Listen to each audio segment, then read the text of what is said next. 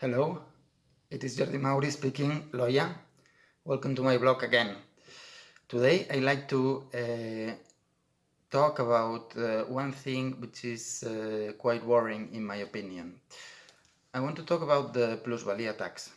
The Plusvalia tax is a local tax which arises when somebody sells or when somebody acquires a property by inheritance or by a donation.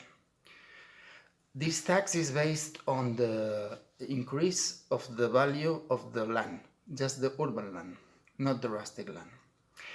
And then it is calculated in a funny way. It is calculated just taking into account the rateable value at the time of the conveyancing and the time elapsed between the previous transaction and the current one. So it doesn't take into account really the real value in the beginning, in the previous transaction, and the real value in the second one. So in the boom years, in the real estate boom years, really nobody cared about this situation, because everybody was making good profit buying and selling. So nobody really cared. But when the crisis arrived, and then many transactions, many conveyancings were made at a loss. So selling, many people were selling, and companies were selling at very lower prices than the ones they purchased the properties for. And then arose the injustice of this tax.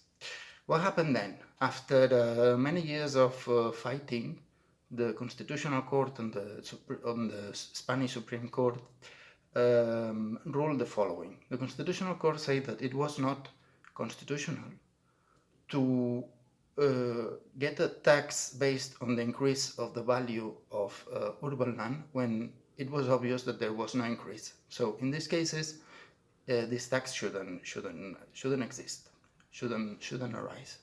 The Supreme Court later on said that it was enough to show evidence that it was a loss, to show the purchase deed when you bought for 100,000, for instance, and the sale deed when you sell for 50,000, for instance. It is obvious that there is a loss there. So obviously the Plusvalia tax doesn't exist. What happens now? After a while, some local authorities just put on hold the whole situation because the government has to make new regulations of this tax. And then this hasn't happened yet, so obviously we have no proper regulations. And then what happens? The local authorities keep charging this tax, even in the situation when it is clear that there is a loss. What happens now, in my opinion, that they are asking for taxes which are not constitutional. What does it mean? It means that, in my opinion, this could be a crime. So we don't know what will happen because, as far as I know, nobody has already denounced a tax office for the reason.